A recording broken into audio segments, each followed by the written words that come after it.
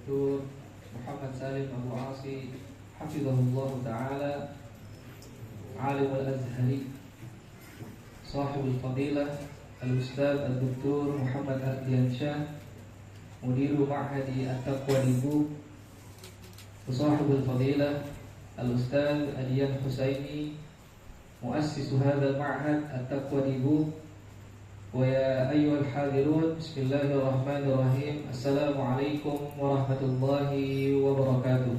وعليكم السلام ورحمة الله وبركاته. الحمد لله رب العالمين، وأفضل الصلاة وأتم التسليم على سيدنا محمد وعلى آله وصحبه أجمعين. أما بعد، الحمد لله في هذه الفرصة الغالية قدرنا على الاجتماع في هذا المكان المبارك لأداء استماع لفضيلة الشيخ محمد سالم أبو عاصي حفظه الله تعالى، وكان من علماء الأزهر، وهو من دكاترة في الأزهر، والأستاذ في جامعة الأزهر، والأستاذ في فرقة أصول الدين في جامعة الأزهر. فإن شاء الله في هذه الليلة سوف نتكلم في أمر طلب العلم وكيفية القراءة الصحيحة وكيفية كتابة المقالة الصحيحة، لأنهم مولانا يكتبون البحث، يعني من شرط النجاح وكتابة البحث. نعم، فإن شاء الله سيلقي نصيحة غالية تحت العنوان النصيحة في طلب العلم.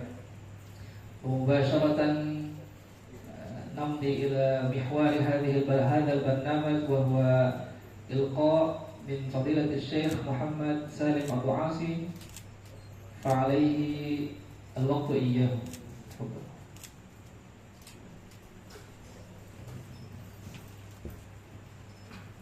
أحمدك ربي حمدا عظيما كبيرا كثيرا، وأصلي وأسلم على خير خلقه سيدنا محمد صلى الله عليه وآله وسلم. وبعد، فبداية أحييكم جميعا بتحية الإسلام: السلام عليكم ورحمة الله وبركاته. وعليكم السلام ورحمة الله وبركاته. ثانيا، قبل أن أبدأ بالنصيحة، أحب أن أذكر أن الأستاذ بانا حفظه الله كان يدرس علي في مصر، ودرس علي كتبا عديدة، وأتقن هذه الكتب حتى لما لمست فيه حرصه على العلم وإتقانه للكتب التي استمع إلى شرحها، أجزته في مصر عندما زارني في بيتي مع فضيلة الشيخ صافي وفواز. أجزته بإجازة مولانا الشيخ محمد سعيد رمضان البوطي رحمه الله تعالى رحمة واسعة، كما أجزته بإجازات أخرى كثيرة لا أذكرها الآن. كما أتوجه بالشكر إلى الأستاذ المدير وإلى الأخ الدكتور على هذه الاستضافة الكريمة وعلى الجهد الذي يقوم به المعهد.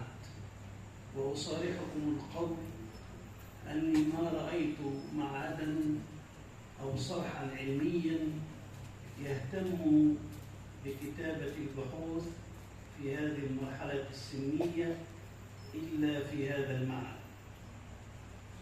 وأود أن أتكلم في نقطة كتابة البحوث، لكني أؤخرها إلى نهاية المطاف.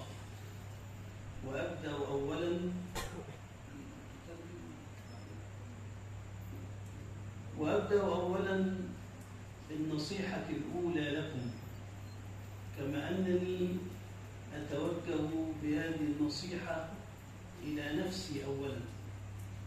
أول نصيحة أنصح بها نفسي وأنصحكم بها الإخلاص لله عز وجل. لا قيمة لعمل بدون الإخلاص لوجه الله عز وجل.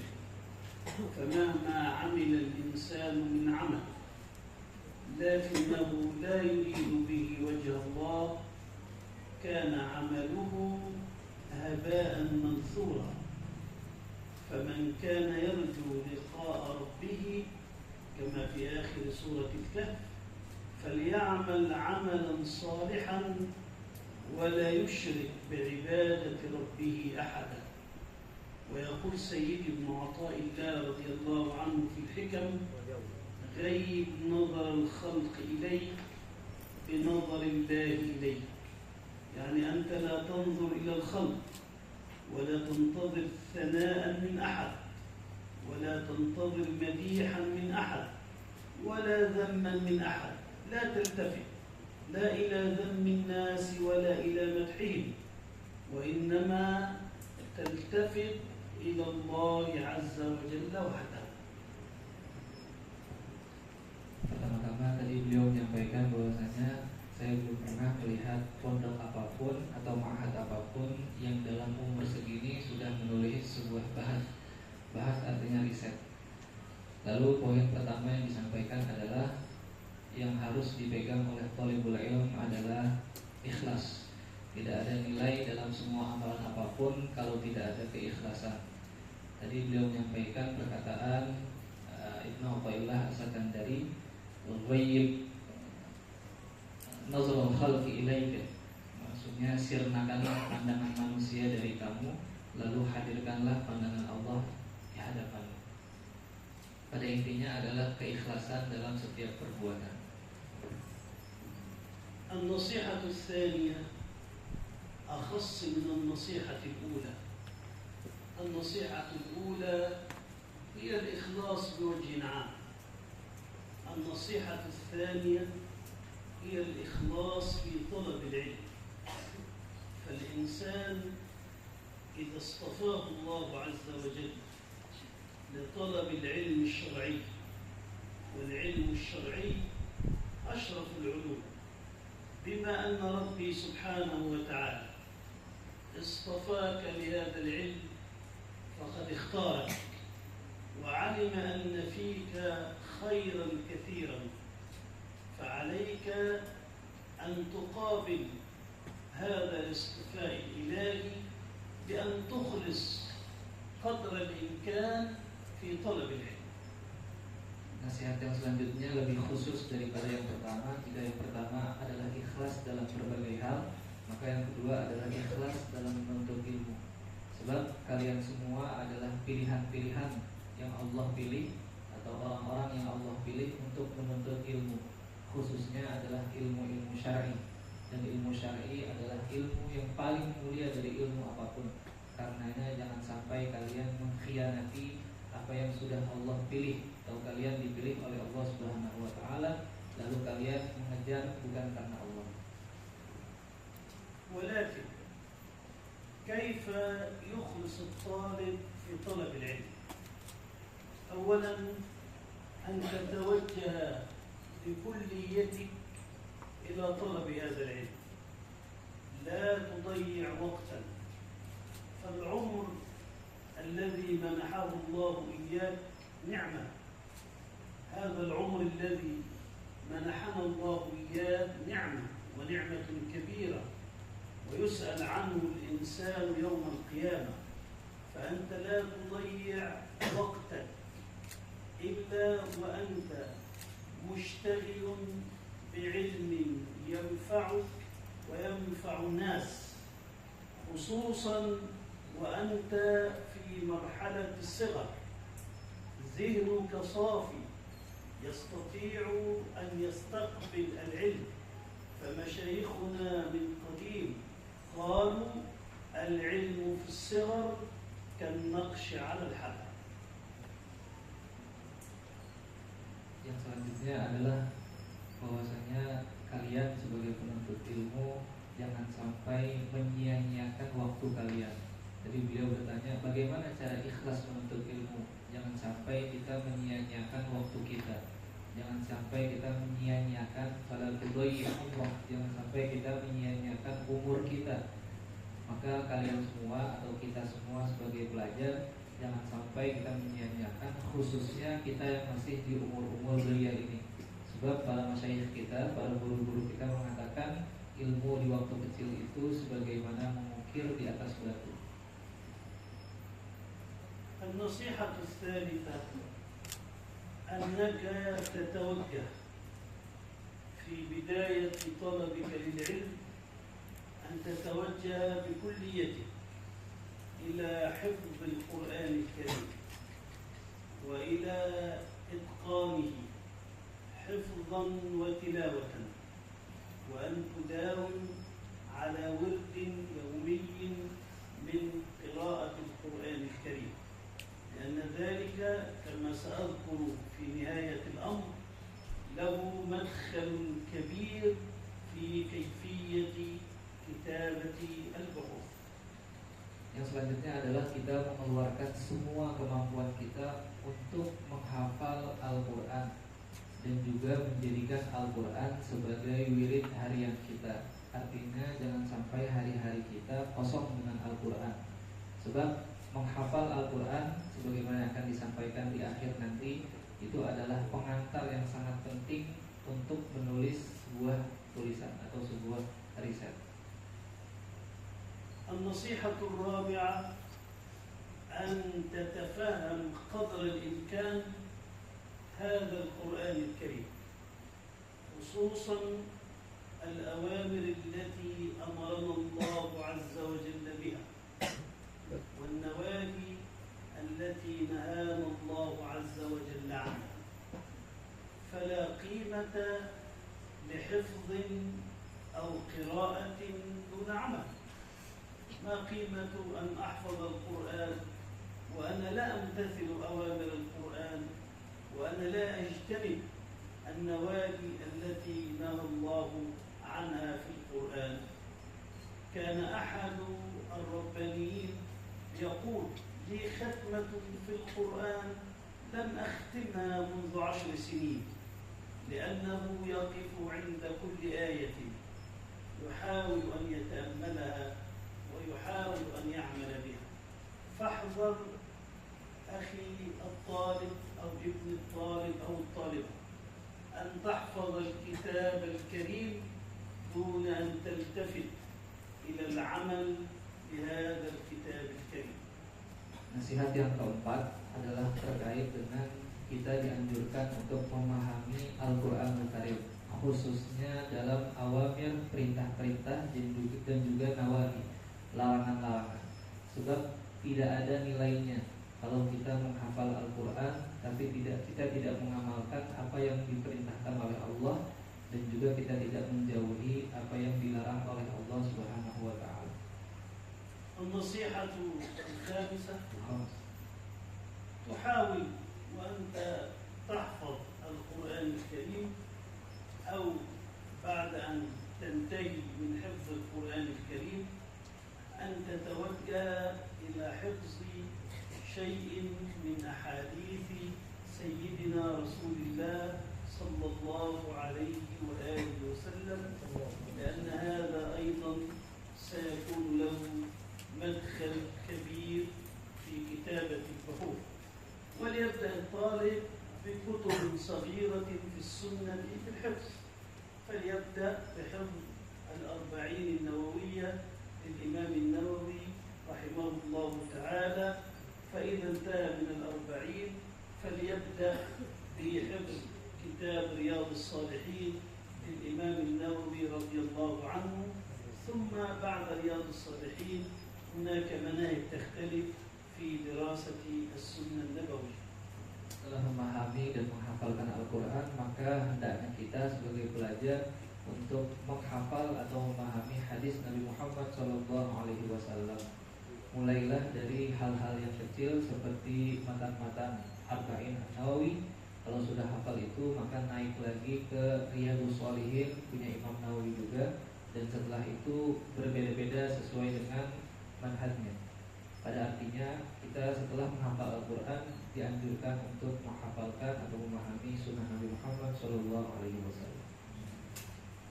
النصيحة السادسة، قلنا سابقا أننا نهتم بحفظ القرآن أو بحفظ قدر كبير من القرآن، ثم بحفظ شيء من أحاديث سيدنا رسول الله صلى الله عليه وآله وسلم. لكن السؤال المطلوب أن نفهم كيف نفهم القرآن والسنة. لا بد من الاهتمام باللغة العربية من نحو وصرف وبيان ومعاني وبديع وأدب وشعر، كل ذلك يعينك على فهم الكتاب والسنة، خصوصا وأنت صغير. حاول أن تحفظ الأبيات الشعرية التي تمر عليك في النحو، والأبيات التي تمر عليك في الأدب، وأن تحفظ الأمثال العربية، وأن تحفظ الجمل التي يقولها الأدباء الكبار، فإن ذلك ينمي فيك ثروة لغوية تتفكر فيك فيما بعد وأنت تكتب الأبحاث. Hal selanjutnya adalah atau poin ke-6 dalam nasihat ini, ketika kita sudah menghafal Al-Quran atau sebagian banyak besar dari Al-Quran dan juga hadis, maka pertanyaannya bagaimana kita memahami Al-Quran dan hadis ini? Maka jawabannya adalah dengan bahasa Arab. Maka sudah semestinya kita sebagai para pelajar membaca atau mempelajari ilmu-ilmu bahasa Arab dari nahwu, sharaf, ilmu bayan, balaghah, ilmu ma'ani dan lain sebagainya. Bahkan dalam bait-bait syair yang kalian lewati di ilmu nahwu, di ilmu ma'ani, itu semua sudah seharusnya kita hafalkan. Agar apa? Agar nanti ini semua memudahkan kita ketika kita menulis sebuah tulisan.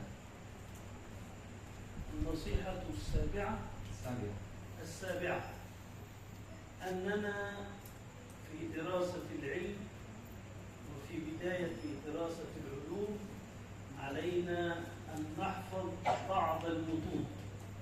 فالمشايخ من قديم يقولون من حفظ المتون حاز الفنون، يعني نحاول ندرس النحو، فنبدأ بحفظ متن الآجرومية لابن آجروم رضي الله عنه وأرضاه، ثم ينتقل الطالب بعد ذلك إلى حفظ متن قطر الندى أو ابن هشام أو إلى حفظ ألفية ابن مالك في النحو، وهكذا. في أصول الفقه يبدأ الطالب بحفظ كتاب صغير في أصول الفقه، بالفقه وأنتم شافعية لحفظ متن أبو شجاع مثلا. المهم في كل علم تبدأ بدراسة متن صغير تحفظه وتكرره وأنت صغير وأنت كبير، هذا يلازمك وينفعك في مستقبل الأيام. Selanjutnya adalah kita semua hendaknya menghafalkan mutun atau matan-matan dalam setiap disiplin ilmu. Dalam ilmu nahwu contohnya, misalnya beliau mencontohkan Ajrumiyah, dari sunnah Ajrumiyah, Ajrumiyah, lalu berpindah lagi ke Qatrun Nada, Wabalus Sada, Ba'din. Setelah itu ada Alfiyah Ibnu Malik. Dan tahu di ilmu yang lain, usul fikih dimulai dari Waraqat atau misalnya fikih dalam ilmu Syafi'i ada matan Abi Suja dan lain sebagainya. Pada intinya semua matan-matan ini, mumpung kalian masih kecil ini atau masih di umur yang belia, dihafalkan, dipahami, diulang-ulang terus. Nanti itu akan bermanfaat baik sekarang atau nanti. النصيحة الثامنة وهي تتعلق، هي والتاسعة والعاشرة، تتعلق بكتابة البحوث. أنا عندما أريد أن أكتب بحثا، الأبحاث تنقضح في الذهن من كثرة القراءة، وكلما قرأت كثيرا تخطر على بالك أفكار. هذه الأفكار أنت تريد أن تحول هذا المشروع أو تحول هذه الأفكار إلى مشروع عملي، فلا يمكن أن يأتي فكرة بحث لك إلا من خلال كثرة القراءة. أما أن يتولد في ذهنك بحث هكذا دون قراءة ودون استقصاء وتتبع، هذا لا يكون إلا للأولياء. Jadi pada intinya kalau kita ingin memunculkan sebuah riset atau tulisan judul itu lahir dari banyaknya bacaan. Jadi tidak mungkin ada sebuah judul atau sebuah pembahasan yang ingin kita sampaikan kalau kita hanya memikirkannya saja. Maka satu judul atau satu pembahasan itu hadir dari banyaknya kita baca. Pada intinya adalah ketika kita banyak membaca, maka akan hadir apa yang ingin kita tulis dan apa yang ingin kita sampaikan. النصيحة التاسعة: تكونت الفكرة التي أريد أن أكتب فيها في ذهني. علي بعد ذلك أن أضع خطة أو خريطة أو نقاط.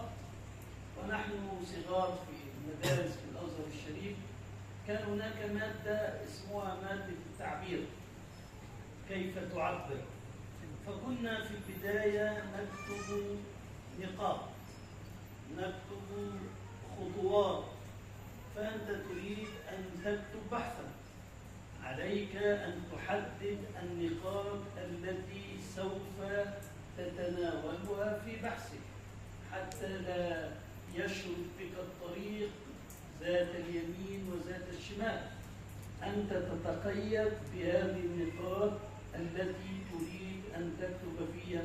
مثلا تكتب في موضوع أنت لابد مثلا تريد أن تكتب في العلة، لابد أن تحدد العلة في أصول الفقه ولا في علم الكلام ولا في الفلسفة. في أصول الفقه إذن أبدأ خطوة أولى تعريف العلة، وأختار التعريف الذي سوف أمشي عليه في البحث، ثم التقسيمات، ثم الخصائص، ثم الطرق أو المسالك التي أتعرف بها على العلة إلى آخر ما هناك. المهم أن تحدد الخطوات التي تمشي عليها في كتابة البحث. Setelah itu, kalau sudah banyak yang kita pikirkan, sudah banyak ide-ide dalam pikiran kita, maka hal selanjutnya adalah menentukan khutwat. Khutwat itu artinya poin-poin pentingnya. Apa saja yang ingin kita sampaikan. Belum mencontohkan tadi kalau kita ingin membahas illah misalnya, apa itu definisi illah. Terus selanjutnya apa pembagian illah. Definisi, jadi tadi juga misalnya definisi menurut siapa? Menurut para ahli kalam, menurut para filosof, atau menurut ulama usul fikih. Jadi kita harus menentukan step atau poin-poin yang ingin kita sampaikan ketika kita ingin menulis sebuah tulisan. النصيحة التاسعة العشر. Nah. معلش يعني وأبونا شيء كبير.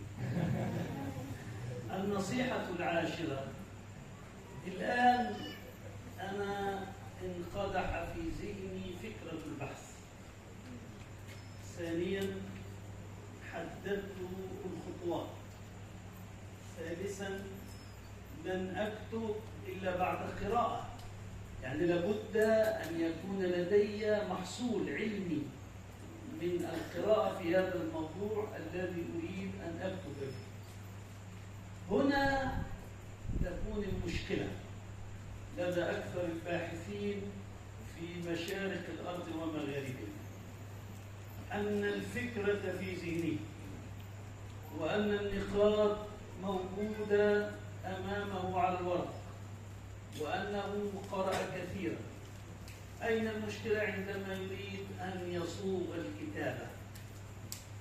إذا كنت حفظت القرآن الكريم من الصغر وشيئا من الأحاديث وحفظت العبارات الأدبية والأشعار العربية والأمثال العربية هنا تتفجر فيك ملكة الأدب وملكة الكتابة، فتجد نفسك تكتب بيسر وسهولة، لأن الكتابة عبارة عن ترجمة للأفكار، الأفكار موجودة. إذا أنت تحتاج إلى أن تمتلك المحصول اللغوي. يعني مثلا أنا لو قيل لي أو أنا لو أردت أن أتعلم المحادثة بالإنجليزية وذهبت إلى مركز متخصص، قلت لهم أريد أن أخذ كورس في المحادثة في اللغة الإنجليزية، أول شيء يقولون لي احفظ كلمات. لم يتكون لدي المحصول، احفظ كلمات ثم بعد ذلك يأتي التركيب في الكلمات ويكون سهلا. فحاولوا أن تحفظوا محصولا كبيرا من الصغر في اللغة العربية وفي ألفاظ اللغة أو في أي لغة أنتم تريدون أن تكتبوا فيها. Setelah kita sudah membaca banyak, terus kita juga sudah memikirkan apa yang ingin kita tulis, dan juga kita sudah menyiapkan poin-poinnya yang ingin kita tulis, maka hal yang terberat atau hal yang tersulit bagi para banyak penulis adalah memulai tulisan itu atau menuangkan apa yang kita pikirkan itu dalam sebuah tulisan. Nah, karena inilah tadi nasihat beliau yang pertama, kenapa kita disuruh untuk menghafalkan Al-Quran, menghafalkan hadis dan juga syair-syair, agar semua itu terbesit dalam benak kita dan kita punya referensinya ketika kita ingin menulis. Kita punya kata-kata apa yang ingin kita tulis, kita sampaikan. Mungkin kalau di bahasa kita, di bahasa Indonesia, kita punya stok kalimat-kalimat, stok mufradat yang telah kita baca itu, sehingga kita menuangkannya dengan gampang. Tadi beliau mencontohkan ketika saya ingin bahasa Inggris misalnya, ketika kita ingin mempelajari bahasa Inggris, pasti kita mempelajari sebuah kata, terus kalimat, baru susunannya gitu kan. Akhirnya kita bisa menyusun bagaimana kita menulis bahasa Inggris karena kita tahu katanya, kita tahu kalimatnya, kita tahu susunannya. Nah, jadi tadilah pentingnya kita hafal Quran, hafal hadis dan juga syair-syair.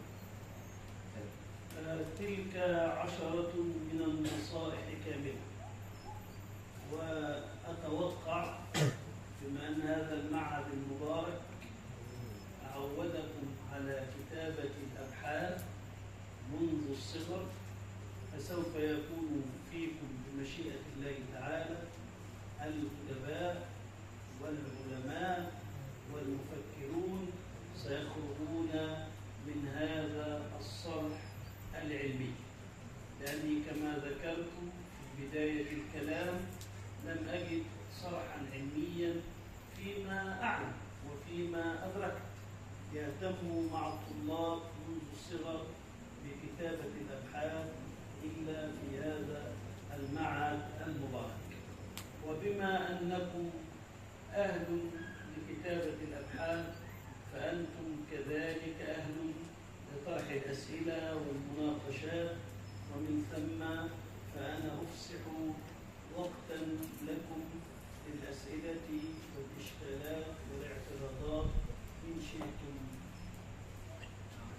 Ya, sebagaimana kalian ini terkenal dengan yang suka nulis dan juga membaca dan banyak pemikirannya, jadi beliau itu memberikan kalian fursoh atau kesempatan untuk yang ingin bertanya dalam hal apapun.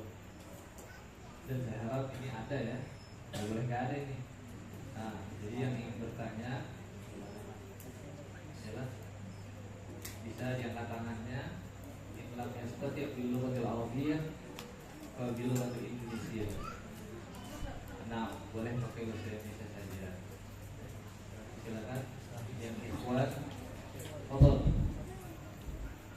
Lazim harus Amrul apa? Ya, pakai bahasa Indonesia saja, kalau nanti saya terjemahkan. Ayo. Nah, Syakir.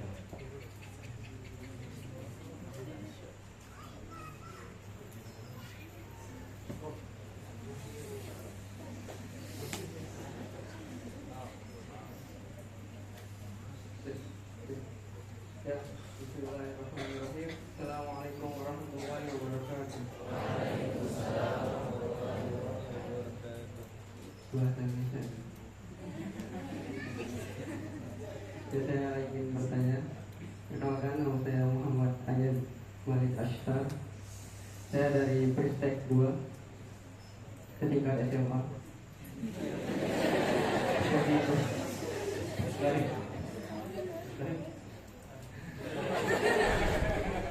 Saya ingin bertanya perihal tentang tulisan.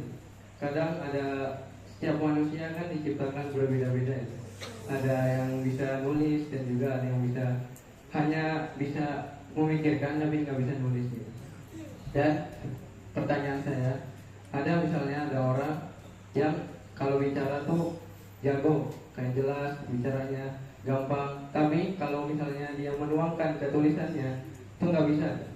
Dan sebaliknya ada orang yang bisa nulis tapi ngomongnya susah, kayak gitu. Bagaimana solusinya? Terima kasih. Awal ismuhu Ayyash, Muhammad Ayyash. وهو يسأل كان الإنسان يختلف منهم من رزق الله فصاحة اللسان ومنهم من لكن فصاحة اللسان ولم يقدر على الكتابة ومنهم من يقدر على الكتابة ولم يفصح في اللسان وكيف يكون هذه مواهب الله عز وجل يقسمها بين الخلق. فمن الناس من جمع الفصاحة في الكلام والبيان في الأسلوب والكتابة، ومن الناس من لديه فصاحة في اللسان فقط دون أن يمن الله عليه بموهبة الكتابة. ممكن أنه لم يتعود منذ الصغر أن يكتب، تعود أن يخطب فقط، تعود أن يلقي، تعود أن يتكلم، ولم يتدرب على أسلوب الكتابة. وهناك من تدرب على أسلوب الكتابة وما تعود أن يواجه الناس أو أن يلقي الكلام على هكذا. وأنا رأيت هذه الأصناف الثلاثة. رأيت من العلماء من يجيد الكتابة والخطاب، ورأيت منهم من يحسن الكتابة بقوة لكنه لا يستطيع أن يواجه الناس، لأن المواجهة تحتاج إلى شجاعة، إلى قوة، إلى آخره. وهناك من يجيد الخطابة ولا يجيد الكتابة. رأيت من الأدباء أو من المشايخ هذه الأصناف الثلاثة، والله عز وجل هو صاحب المواهب، هو الذي يقسم المواهب بين الناس. فهمت يا عيش؟ لا. Fulana yaqul anna hadha mawahib min Allah. Yani ini adalah karunia dari Allah. Jadi ada yang memang diberikan kemampuan fasih dalam berbicara tapi tidak fasih atau tidak bagus dalam menulis. Ada yang bisa dalam menulis tapi tidak fasih dalam berbicara. Nah, ini kembalinya atau mungkin kata beliau karena dari kecil tidak dibiasakan menulis, dibiasakannya berbicara terus. Akhirnya dia tidak bisa menulis. Ada juga yang mungkin dari kecilnya biasanya menulis saja, tidak ngomong. Ya, jadi itu semua kembali kepada karunia Allah Subhanahu wa taala yang memang dibagikan kepada hamba-hambanya. Tapi beliau mendapati memang ada ulama ketiganya. Ada yang bagus dalam menulis dan juga menyampaikan, ada yang bagus dalam menulis, dan ada yang juga yang bagus dalam berbicara saja. Kita ke ulama, min alladhi yujib fi talab al-kitab. يعني لا داعي لأننا عندما نقول فلان لا يجيد ففي شيء من الذنب. يعني الشيخ الشعراوي كان يجيد فن الإلقاء لكنه لم يخطئ. هكذا. Jadi saya tanya siapa aja, gak enak kalau saya bilang seperti ini, nanti terkesan saya menyindir gitu ya. Tapi beliau akhirnya memberikan contoh kayak Syekh Sya'rawi itu bagus, mungkin antum yang tahu dari Mesir, menyampaikan menyampaikannya bagus, tapi secara kitabah itu tidak. Nah, hakal ayas. Terima kasih. Nah, kita ini ada yang lain? Masya Allah. Siapa nih? Ikhlas dari perwakilan ya, solid satu berarti ya. Nah, solid satu nih. Aminah, Aminah. Ya, Aminah.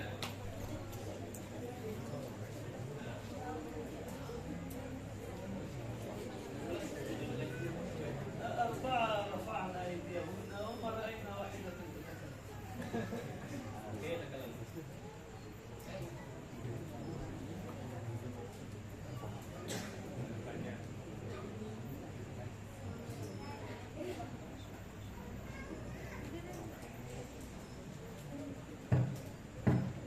Assalamualaikum warahmatullahi wabarakatuh.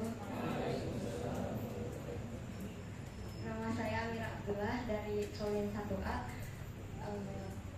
Mau nanya gimana cara ngumpulin mood buat menulis gitu, karena kadang-kadang udah ada idenya, udah ada niatan, udah tulis poin-poinnya, udah tahu nih awal paragrafnya gampang nih, tapi waktu nulis baru salah, ya males gitu rasanya.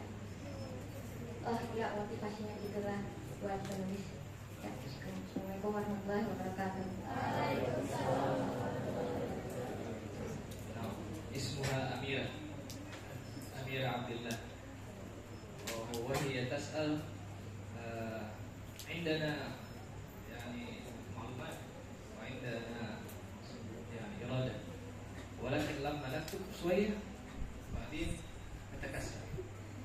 يعني ما هو الدافع لكي نريد أن نكتب سريع ولكي نكتب متحمسا كده؟ ازاي؟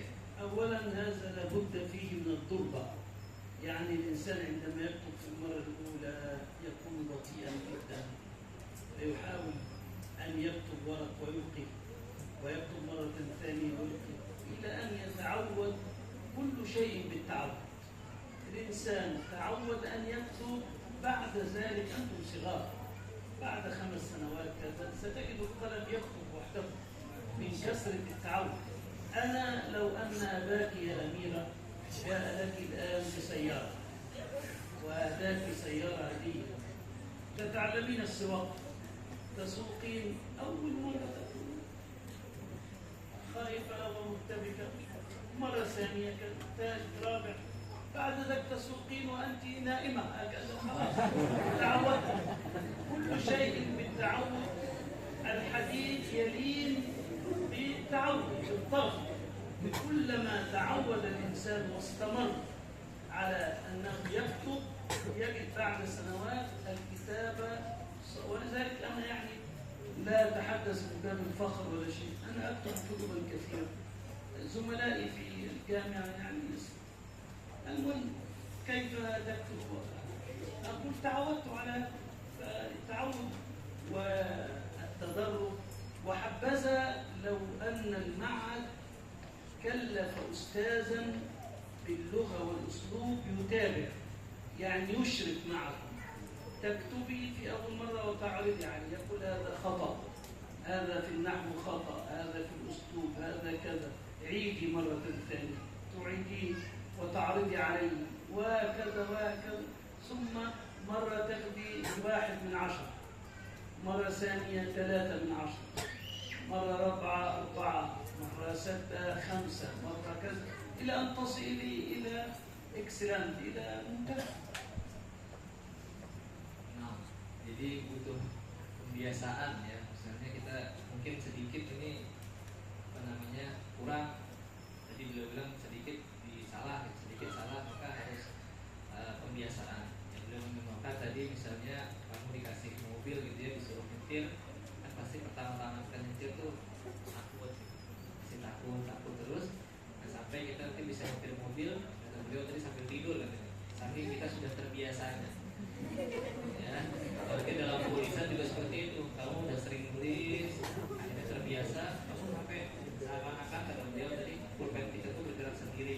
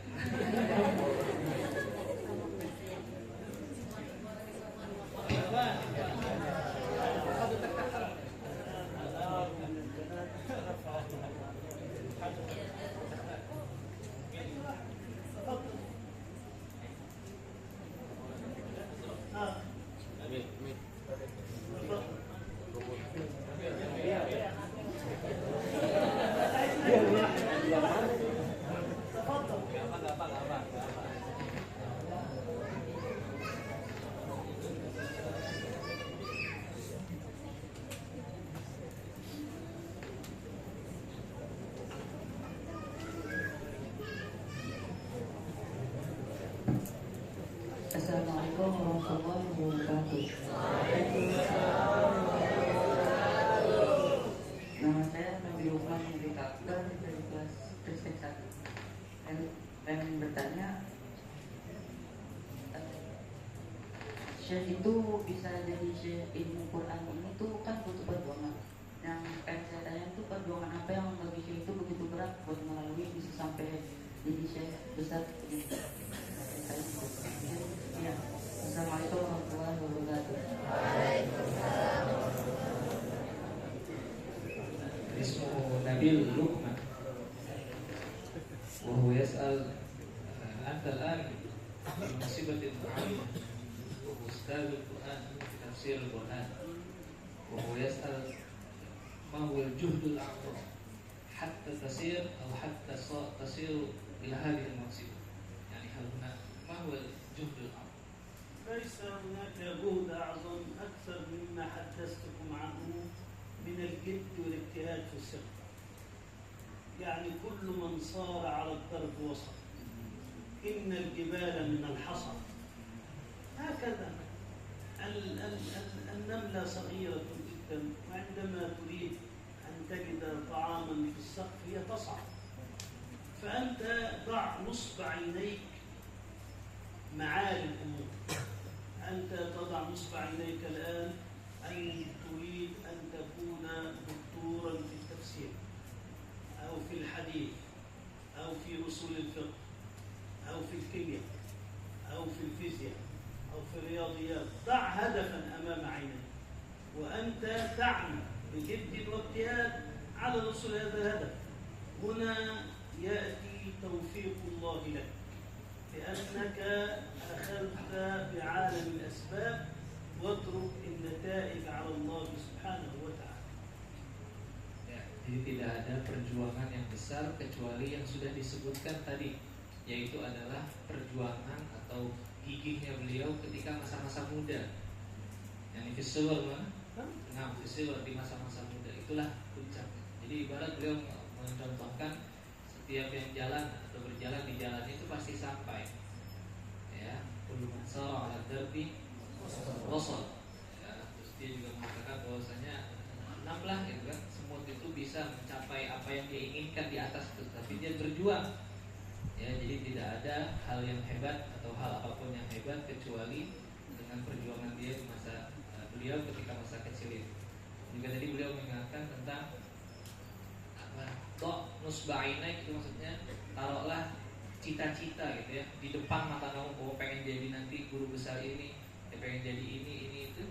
Ini insya Allah kalau mau berjuang, Allah memberikan taufiknya, kamu akan sampai kepada itu.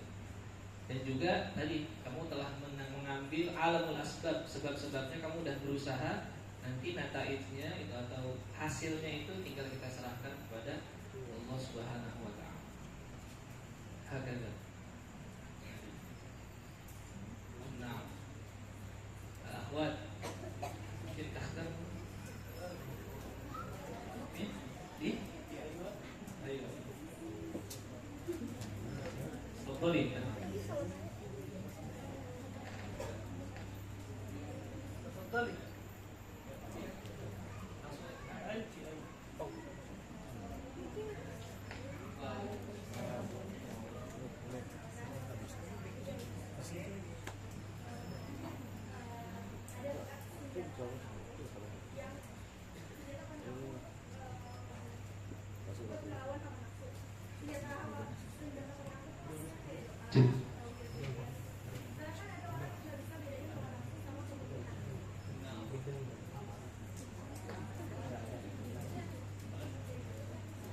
اسمها فاطية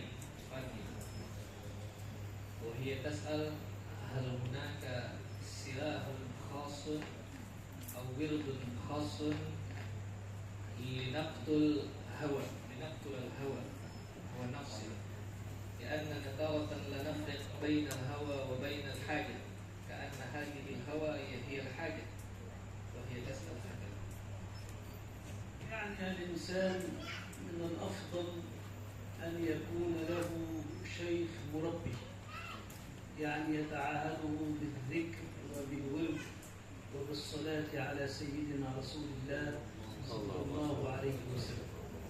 فالشيخ يربي يوجه الباحث أو الطالب أو الإنسان إذا يتعهده بأن تقومي بعد صلاة الفجر مثلا تسبحين الله سبحانه وتعالى 100 مرة وتحمدين 100 مرة وتصلي على رسول الله صلى الله عليه وآله وسلم 100 مرة، كذلك بعد الفجر وكذلك بعد العصر، فإن هذا الذكر يربي الإنسان من الداخل ويجعلك تبتعدين شيئا فشيئا عن حظوظ النفس وعن هوى النفس.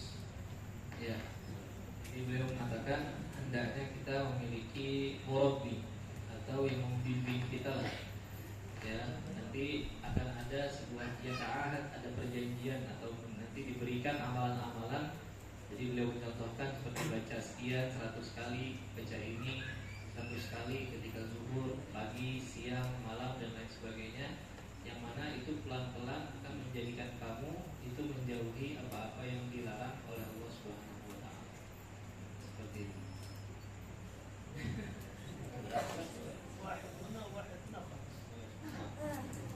Akhir agak yang terakhir ya dari saya, satu dari sini dan satu dari aku belum ya aku ya. Aku lama.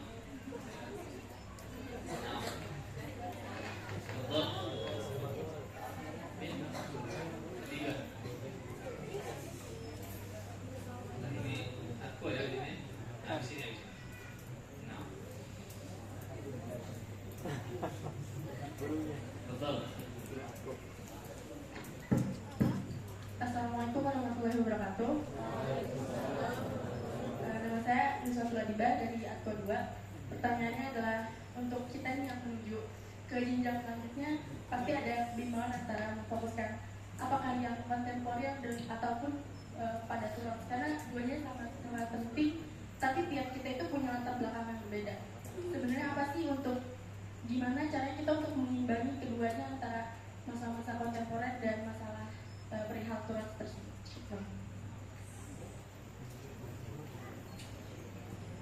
هناك مبحث معاصر وهناك التراث الإسلامي، كيف نوازن أو نسير على هذا يعني لا يسقط الآخر، نحن نمشي معا المعاصر والتراث الإسلامي، كيف نجمع بينهما يعني؟ أولا هنا قضيتان. القضية الأولى أن الباحث أو الطالب لابد أن يتربى في القراءة والعلم على كتب التراث وعلى كتب الأقدمين. الخطوة الثانية أنه بعد أن يتمكن شيئا ما من كتب التراث لا بأس أن يطالع كتب المعاصرين.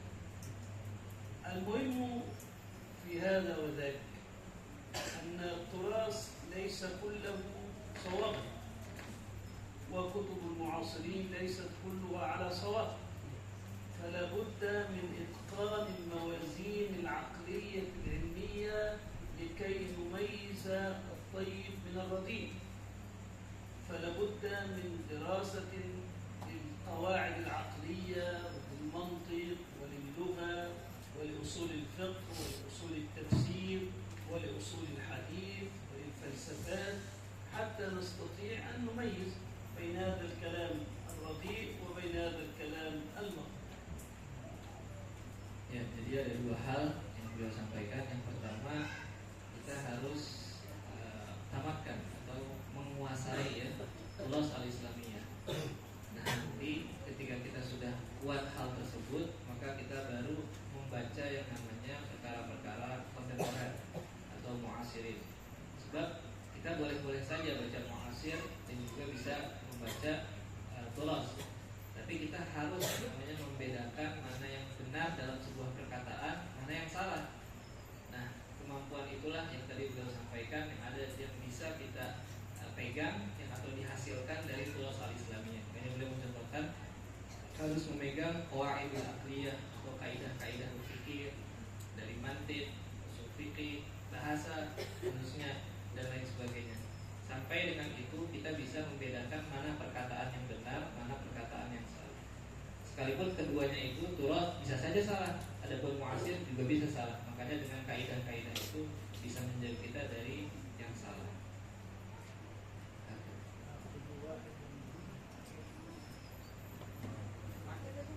Nah, kalau fil Arabiyah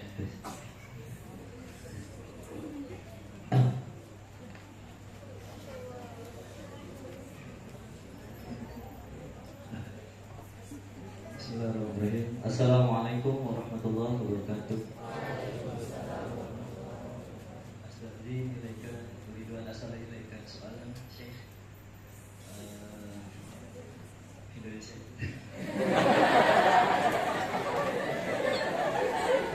Beliau fil Arabiyah fi nihayah di Indonesia mas.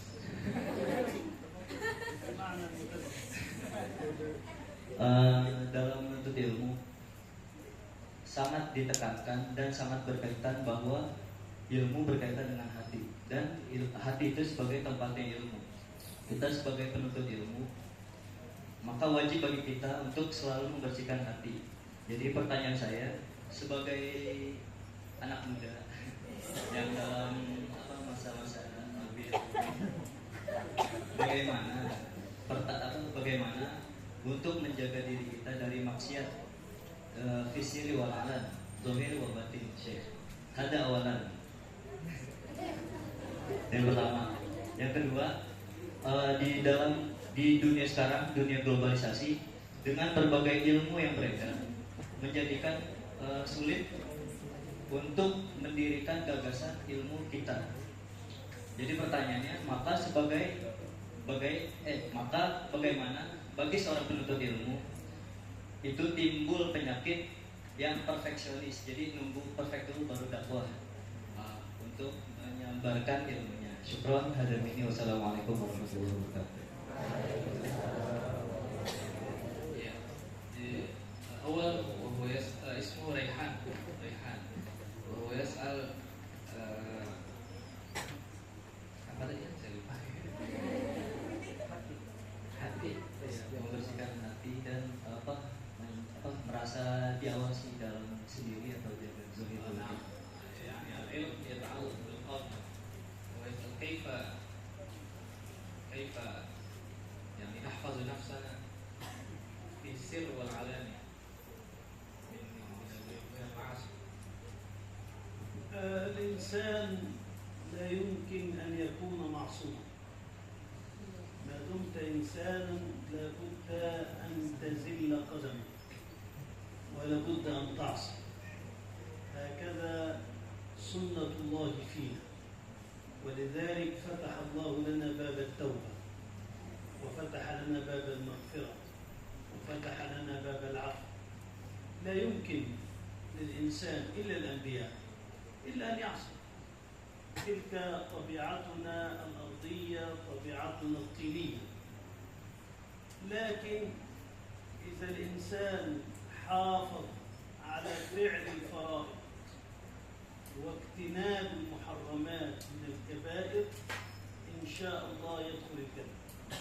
فأنت تحاول أن تبتعد قدر الإمكان عن الكبائر الذنوب، وأن تمتثل الأوامر الواجبة التي كلفك الله بها. وإذا زل الإنسان أيما كان فإن باب التوبة مفتوح، يعود إلى ربه سبحانه وتعالى. والله يقول إن تجتنبوا كبائر ما تنهون عنه نكفر عنكم سيئاتكم وندخلكم مدخلا كريما. Ya, jadi manusia itu tidak ada yang maksum, atau yang maksum hanya Nabi ya. Nah, jadi karenanya lah Allah membuka yang namanya pintu taubat. Jadi kita sebagai manusia pasti pernah yang namanya berbuat maksiat, maka jalannya adalah taubat. Dan itulah sunatullah kata beliau seperti itu ya. Lalu beliau juga mengatakan bahwasanya ketika telah berbuat maksiat, minimal kita itu atau maksimal kita mengerjakan apa yang Allah perintahkan dan menjauhi apa yang Allah larang, maka kita akan masuk dalam surga. Sebisa mungkin kita melakukan atau mengerjakan apa yang Allah perintahkan dalam Al-Quran, dalam hadis Nabi, atau kita menjauhi apa yang Allah larang sebisa mungkin. Itu insya Allah kita bisa dijaga oleh Allah Subhanahu wa Ta'ala. Soal tsani minhu yani hunaka حضرتك فهمت perfectionist صحيح يعني هو كمال وهو يخاف لما يلقي الشيء فأنا لابد من نفسي هذا مخاطري من خاطري يعني كيف ألقي شيئا وأنا كيف أدعو إلى هذا خير وأنا لم أتب نفسي. هو المفترض في الإنسان كما يقول سيد ابن عطاء الله رضي الله عنه: ادفن وجودك في أرض الخمود، فما نبت مما لم يدفن لا يتم نتاجه. يعني أنت لكي تكون شيخا مربيا وليا لابد أن تربي نفسك أولا ثم تربي غيرك. لابد أن تحاول قدر الإمكان أن تفعل الخير الذي تأمر الناس به. لكن إذا عجزت وقصرت واستطعت أن تدعو غيرك إلى فعل الخيرات هذا شيء محمود. Nah, jadi kita itu tadi sebagaimana perkataan Ibnu Athaillah ya, kita kuburkan diri kita itu di tanah khumul, atau kita jangan sampai kita itu menampakkan diri kita dulu. Artinya yang kita benahi itu adalah diri kita dulu, ya diri kita dulu, baru nanti ke orang lain. Nah, tapi ketika kita itu kalau bisa gitu ya, kita menyampaikan sesuatu. Nah, ketika kita menyampaikan sesuatu, maka yang harus mengerjakan pertama kali adalah diri kita dulu. Ya, sebelum orang lain itu mengerjakan. Ya, jadi jangan sampai kita mengerjakan, tapi kita menyuruh sesuatu, tapi kita tidak mengerjakan. Seperti itu kira-kira. Dan akhir haga bila kasih mudaris. Untuk mungkin ada soal dari Ustaz. Fadhal ya. Nah.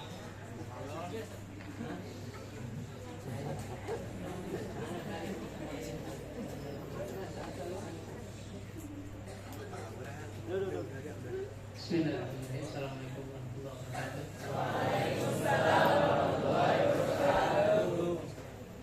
Ismi Haris. Ana Malik di Agama. As'alukum min qira'at Al-Qur'an. Hunaka qira'ah al-gharibah. Dimana wujud hadhihi qira'ah fiha? ثم هل لابد نؤلف إلى جميع الطلبة أو لمن يتعلم القرآن هل القراءة؟ أنا ما فهمت جيدا، لكن أحاول أن أطرح أولا ما فهمت. تقول هناك قراءة غريبة. نعم. لماذا؟ يعني قراءة خارج عن القواعد، خارج عن قواعد التقليد. نعم. هذا لا يجوز. فابن الجزري يقول في الجزرية: والأخذ بالتجويد حتم لازم، من لم يجود القرآن آثم. فالإنسان لابد أن يتعلم أحكام التجويد ويتعلم القرآن. الأمر الثاني حسب ما فهمت أن حفظ القرآن واجب وليس بواجب. الواجب على من تعين، يعني إنسان تعين أو تخصص في العلوم الشرعية والدراسات القرآنية يجب عليه أن يحفظ القرآن. إنسان آخر لم يتخصص في هذا المجال يعني يستحب له أن يحفظ القرآن أو أن يحفظ شيئا من القرآن تستقيم به عبادته، وفي الوقت نفسه قراءة القرآن الله عز وجل يخاطب العبد بها. فأنت إذا أردت أن تناجي الله فليقرأ القرآن. فهناك صنفان: صنف يتعين عليه حفظ القرآن، وصنف آخر لا يتعين عليه حفظه. هذا ما فهمت. تقصد هكذا؟ نعم. إذن حفظ القرآن ليس بواجب. نعم. ليس بواجب. من تعين الواجب فهو يتعين أن يحفظ القرآن. نعم.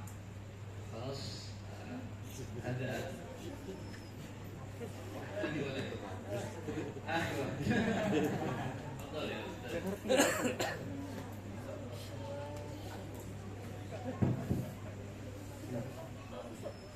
الله. أنا أحمد بن دان مؤلف هذا البحث.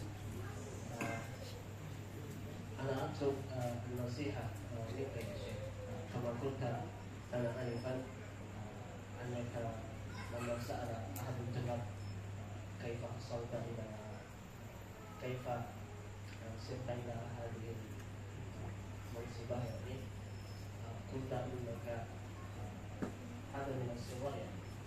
فأنا أعتقد أن الصغر هذا يأتي من بيئة في العائلة، ونحن هنا كالمعلم نواجه الطلاب المختلفة يعني يأتون من عائلة مختلفة كذلك.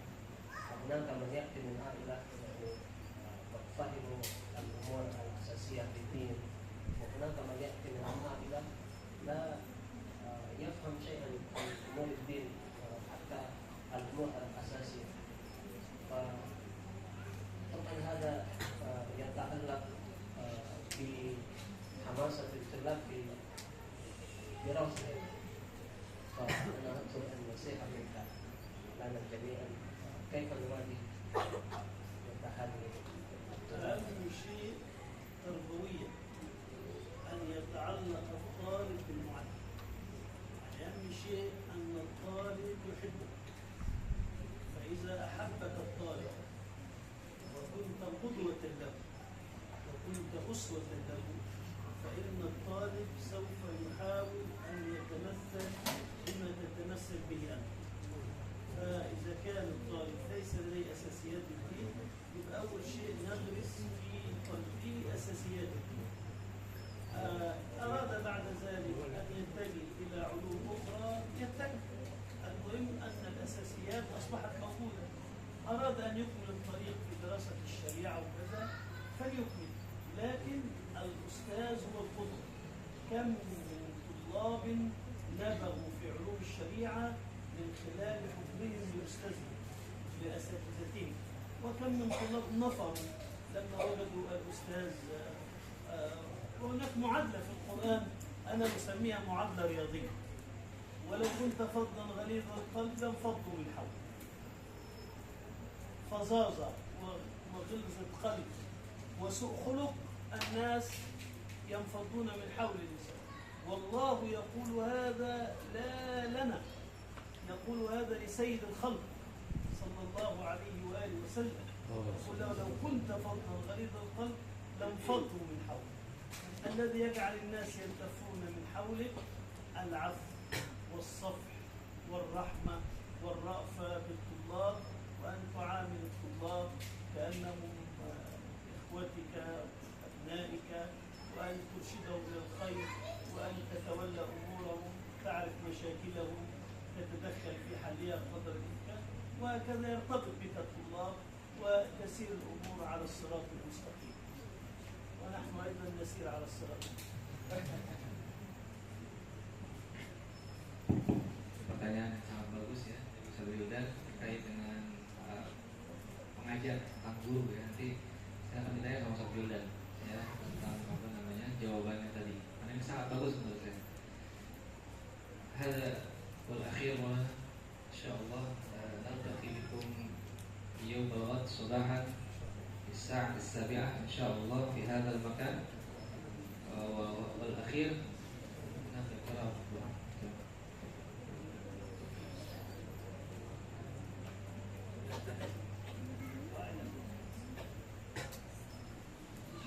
نتوجه إلى الله سبحانه وتعالى بقلوبنا لا بألسنتنا، ونقول له يا رب اللهم اجمعنا عليك وفرقنا عليك ولا تجعل حاجتنا إلا إليك. اللهم اعتق رقابنا من النار، اللهم اعتق رقاب أمهاتنا من النار، اللهم اعتق رقاب أمهاتنا من النار، اللهم اعتق رقاب أمهاتنا من النار، اللهم اعتق رقاب آبائنا من النار، اللهم اعتق رقاب آبائنا من النار، اللهم اعتق رقاب أولادنا من النار، اللهم اعتق رقاب زوجاتنا من النار، اللهم اعتق رقاب المسلمين من